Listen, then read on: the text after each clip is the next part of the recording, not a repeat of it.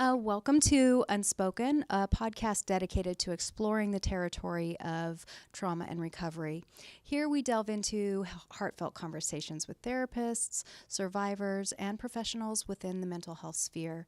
Together, we aim to illuminate the consequences of trauma that are often obscured by stigma, silence, and shame.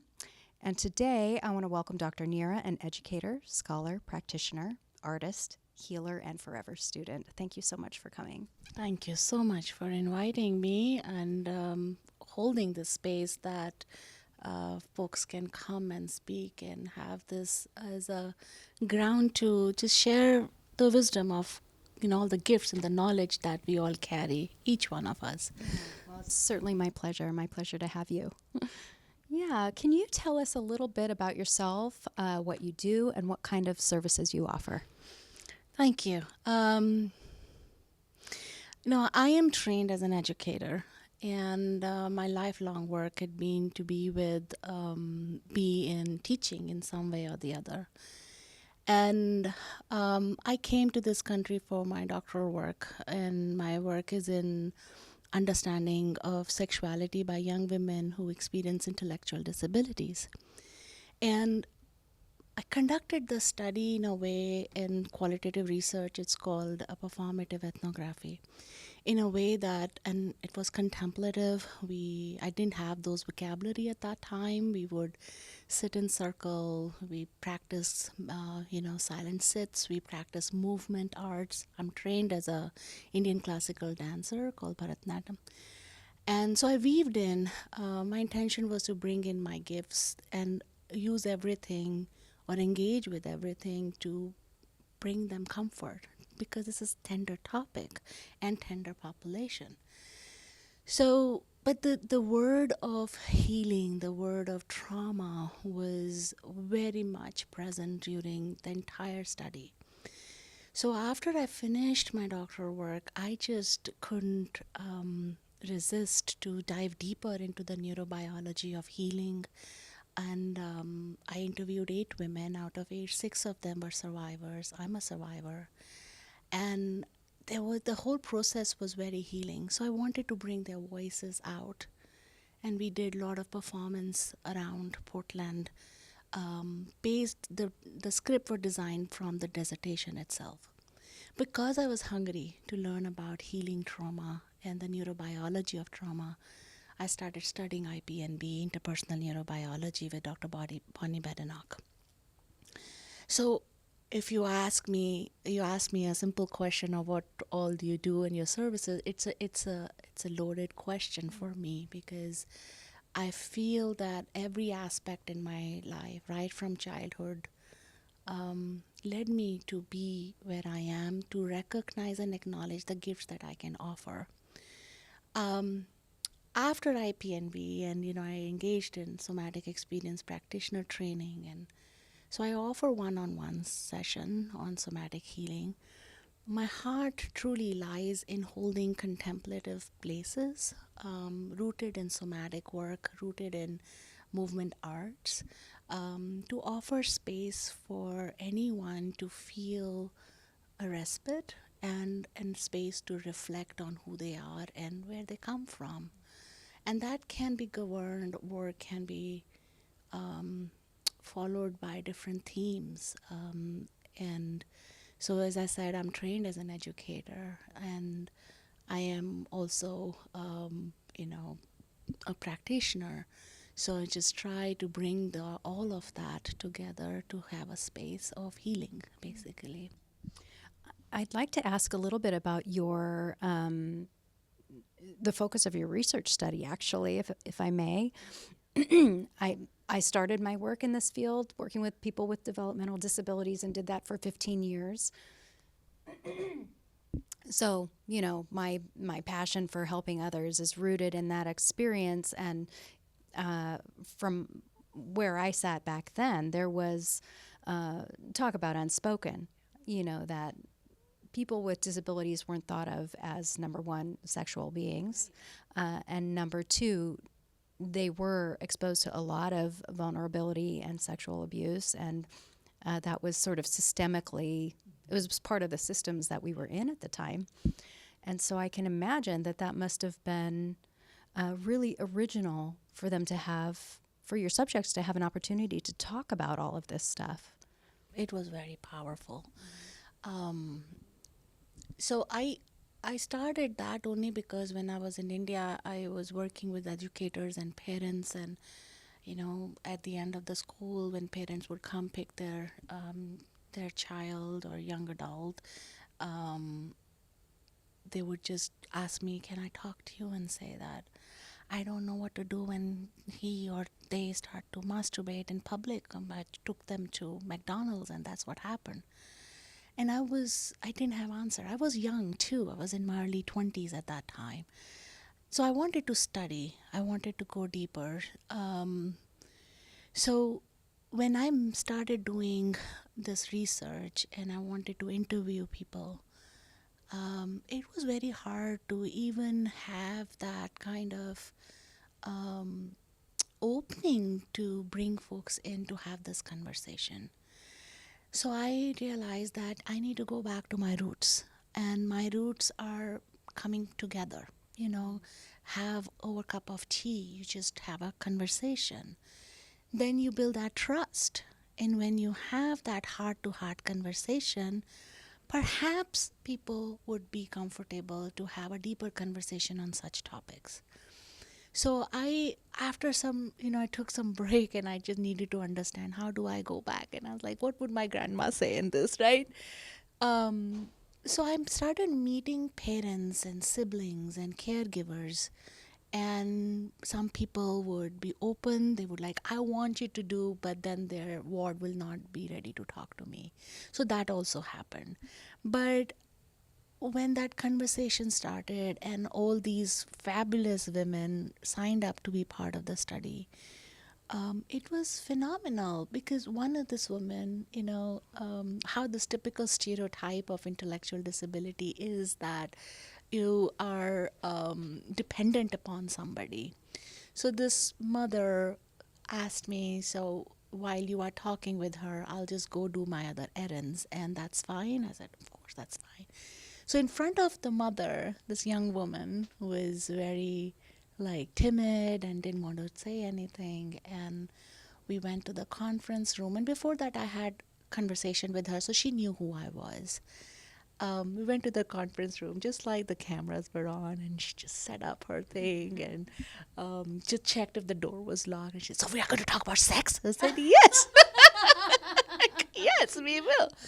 And and then the conversation started. And the body is yearning for the similar needs as anybody else. Um, and I came to this understanding that when we are able to pay attention and with that intentional act, McGilchrist say that attention is an intentional act, right? And offer that listening, we can cultivate a holistic presence for anyone. And that's the root that I learned from all these women I interviewed. Because sexuality is a very wider framework. Sex is just part of that, you know? Yeah. And what I can never forget this woman, another woman who wrote a poetry, and she said that, look at me, I'm this I have those words very clear. It's been 10 years, actually, 12 years. She said, look at me, my blue eyes, my face, I am beautiful. Oh, I Right? love that. Right. And so we all come back to that experience of being home with who I am. Yeah. I don't know if I answered your question. Well, I was basically just curious about, you know, the outcomes of the study, of course, would be interesting, but the process of it and you choosing that particular population is pretty unique. And I thought, our educational platform is all about elevating voices that are otherwise not heard from very often. So, number one, thank you for elevating their voices. And hopefully we can elevate them further by elevating yours. Yeah. I would love to bring their voices more because I think they gave the foundation for my work. All the children I worked in India and all the people I worked in here too. So, yeah. Can you talk a little bit about how your cultural lens may influence the work that you're doing now? Yes. There is, I think, in everything I do, right from making that one on one connection, offering a group space. I rely on my culture. Even coming here, I parked my car and I was like, "You lead." And I I had visual of my grandparents with me, and and I was just thinking that how it is interesting that I just have to close my eyes, or even if not, I just have to just be with my body. My culture is present with me, right? Um, so yes, and also there had been a lot of harm connected to mental health stereotypes in India that I had to deal with. That also comes into picture, so this and that, and it's important to acknowledge all of it. Yeah. Yeah, the intersection is very interesting, in terms of India is a very diverse country, obviously, and with presumably a lot of subcultures. There's a lot of languages that are spoken there, etc. So I don't want to assume any kind of singular lens that you're operating through. And with that being said, I can imagine that these cultures are so different just in the way they operate day to day, but then sort of overarchingly the way we look at relationships, the way we look at mental health. And I'm wondering if, there were things that you needed to overcome in order to do the work that you're doing based on what you had brought with you from your origins. Yeah, that's a beautiful question. I feel like I'm still overcoming. There are several things that still comes in. And I know that I was born in a very radical family. My mother stood with me for all my wildness. And so it, I'm very grateful to be born in a radical family. But outside the house, the messages that I would get was very different from what I learned or what I was experiencing at home. So that dichotomy I always carry. Um, so the freedom, the liberated space at home was not welcomed outside. And that was the question, in fact, I had when I came here and I was selecting the topic for my dissertation. I had a long conversation with the advisor at that time, and they were very worried that what kind of image I will be carrying when I'm talking about sexuality. They were worried. So I joked. I was like, I come from a country where there is Kama Sutra, right? It'll be It okay. will be okay. I joke, but I understand that there is a lot of associated trauma and taboo to the word sex and sexuality. Um, to me, it is just the other side of spirituality. Oh, can you say more about that? Yeah, I feel that the deeper connection that if I just connect with sex per se, the deeper connection that two people find in a sacred union.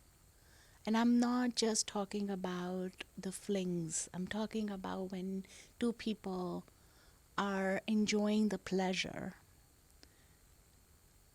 To me, it's a very sacred connection. You are alive from head to toe. Because if there is respect of the two bodies, if there is deeper connection between the two people, and when our all of our parts inside in spiritual world, when we are in alignment with that one, I am alive from my whole self too in the spiritual point of view, right? Then there is no difference between you and I.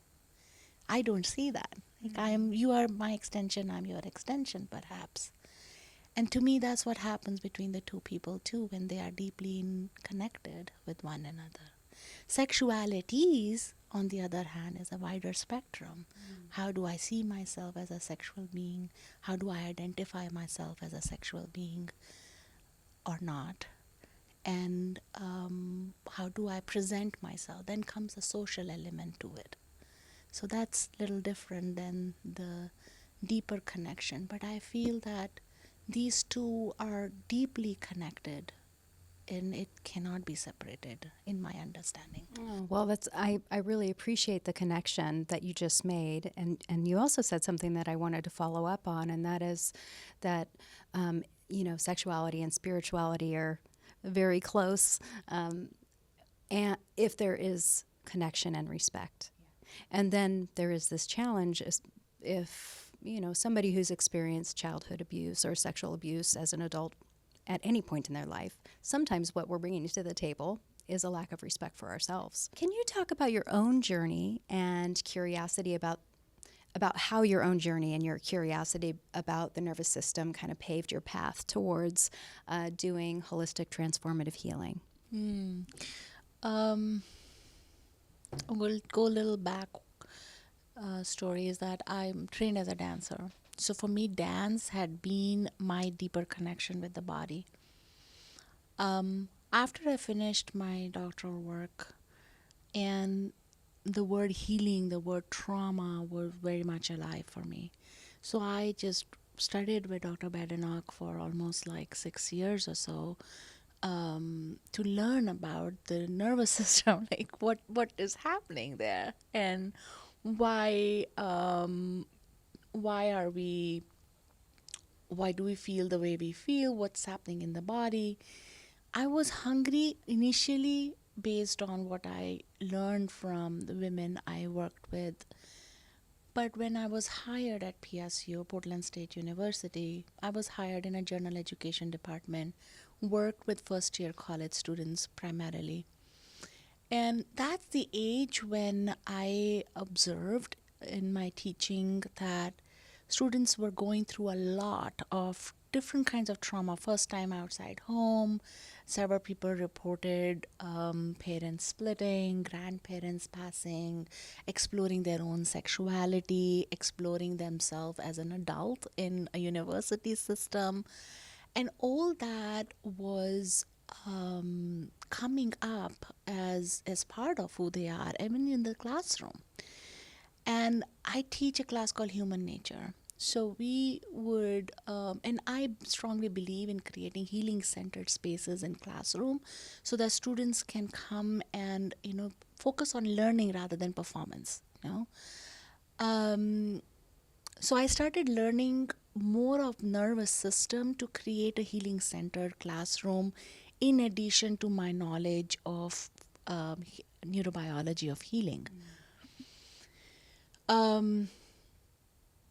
That was also the time when the political changes were happening in 2016, and also I would have students come in and talk about how their mental health challenges were impacting finishing their assignments. So here I'm studying about the nervous system, and parallel to I see all that is being implemented in the classroom, and I found myself being helpless that how do I implement what I'm learning in the classroom in a way that when I'm working with all these 38 students at the same time, my presence brings comfort, that I'm fostering learning.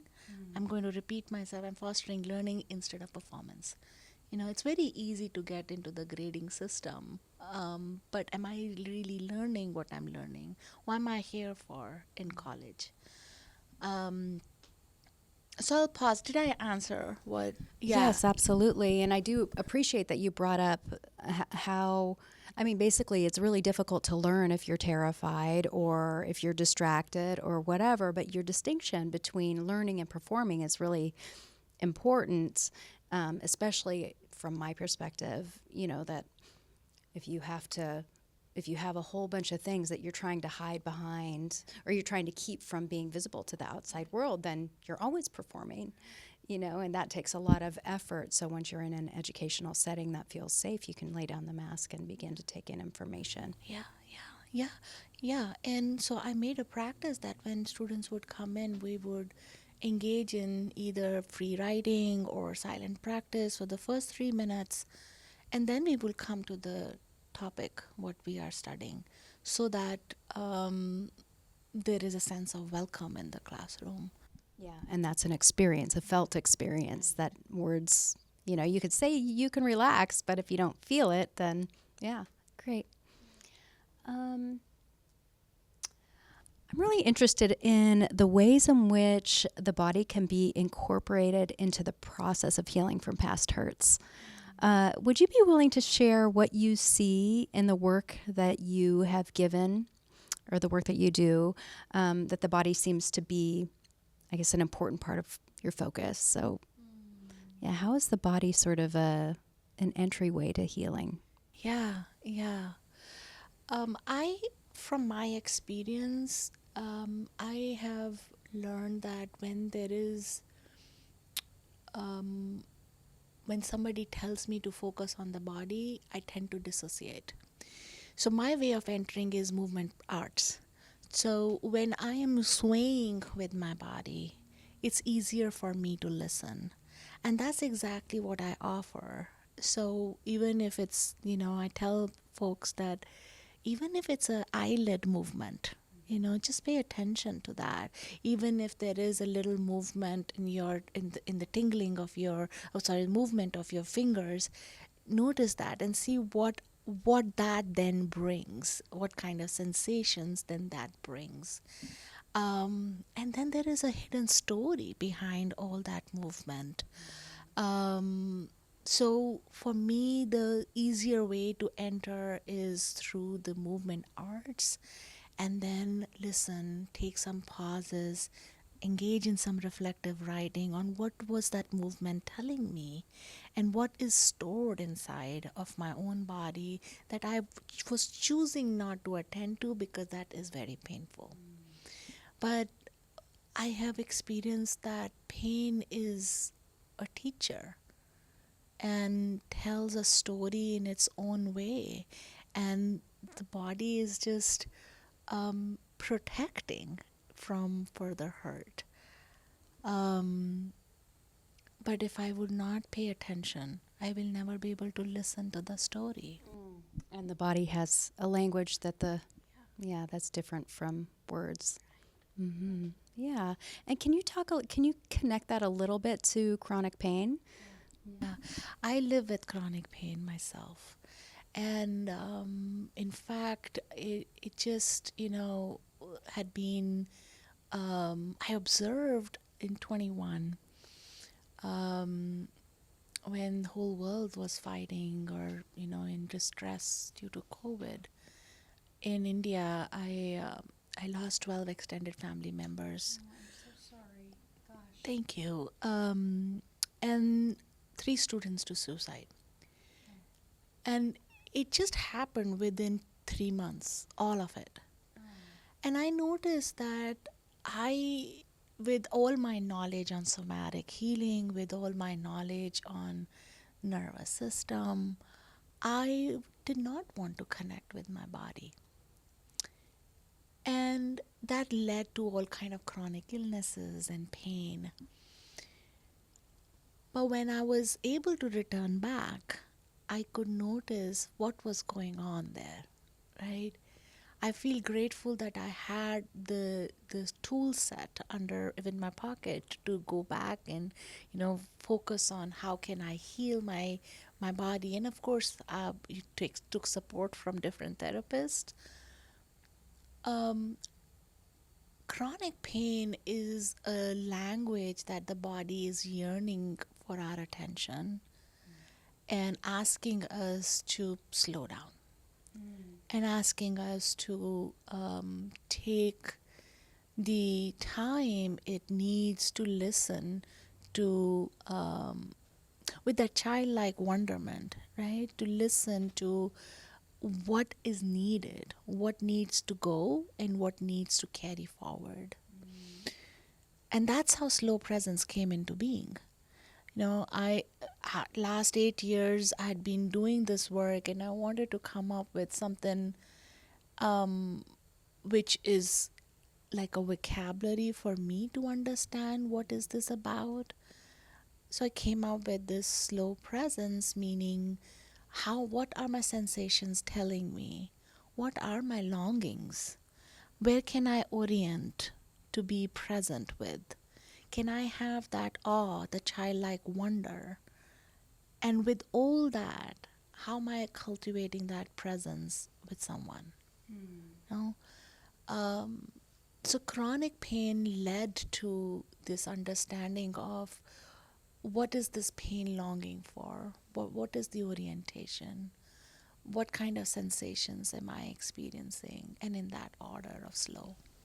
That's a really non-pathologizing approach to understanding what is going on, with the body. Like what I'm hearing you say is that discomfort is a form of communication that's originating from within our nervous system, or our body, or whatever. And we could, generalize that to other things. Like sometimes I think about depression as a time where is our body asking for some time for quiet or time to heal or something. So sometimes I do appreciate the way that you approach chronic pain as a request. Essentially, that's how I hear it. Mm-hmm. Yeah, it's really interesting. Can you tell us a little bit more about slow presence, if there wasn't anything that you covered in? I see myself as a contemplate, and I'm going to take a backward journey a little bit, because this process started very early in my life, in my teens, when I started to explore the quintessential question of who I am, right? And with all my life experiences, I had taken refuge in contemplative journeys, and that has supported me in everything that I have done so far. So when I came out with this slow presence, it is deeply rooted in somatic practice, deeply rooted in contemplative practice. So it is not different from contemplative somatic practice. It is simplification for anyone to have like a simple way to see that, okay, this is where I am. This is what I'm experiencing. These are my sensations in my body. What am I exactly longing for? And sometimes when we talk about what am I longing for, it is very easy to go into the head space instead of being with the body. And longing is such a deep word.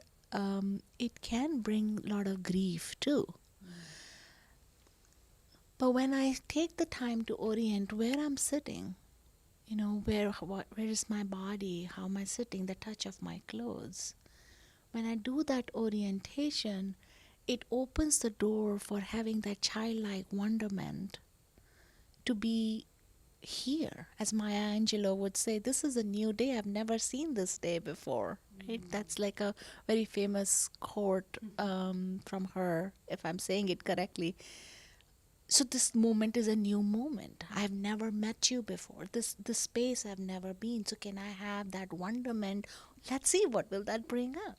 Yeah, the power of wonderment. The power of wonderment. Yeah.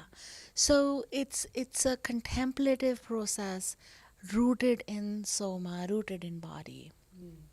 Great. I love that. Thank you.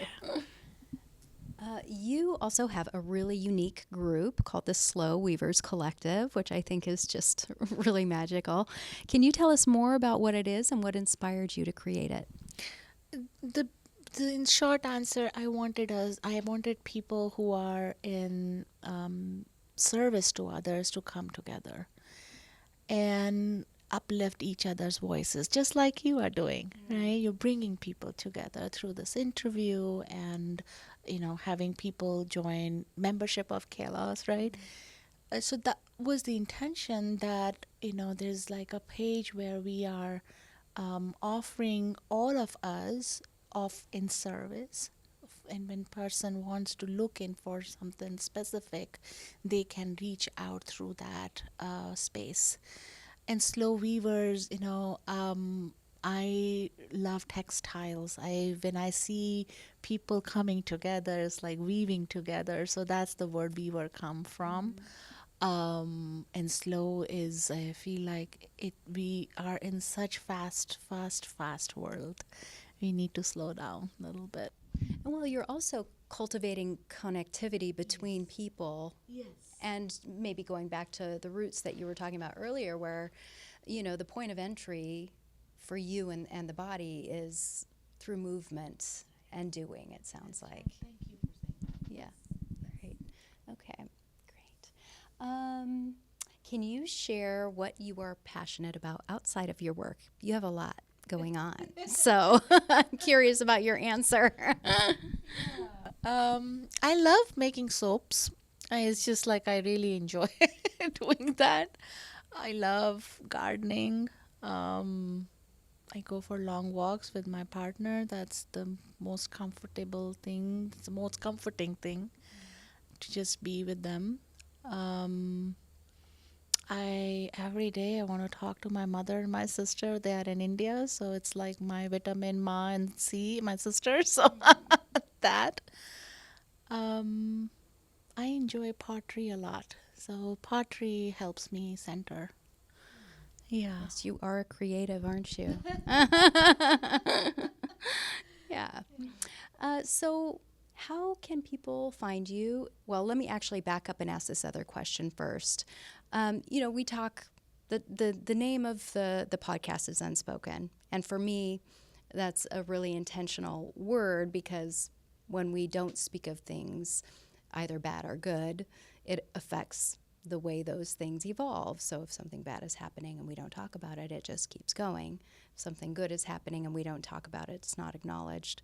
So speaking about the unspoken is really important in terms of facilitating change from my perspective. But I'm curious to you, what does that word mean to you? I smile because that was the word that called me to even reach out. My dissertation, I named it a desirable conversation.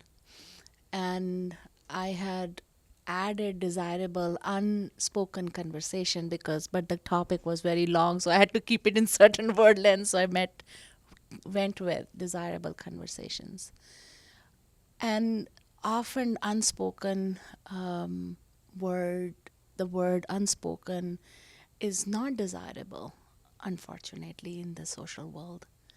But there is that deep desire inside that we all want to speak of something that is unspoken. And I think that, we as humans, most of us long to have that space where we can just be and we can create, and we are creating, and there are spaces if we look for. Thank you again for coming today. And if people want to reach you or learn more about you, how might they do that? Come to my website, slowpresence.org, and it has ways that you can connect with me. And I'm actually hosting somatic writing workshop with Sitka Art next week, September 4th and 5th. And a lot of courses coming up in October around grief and joy, inner critic.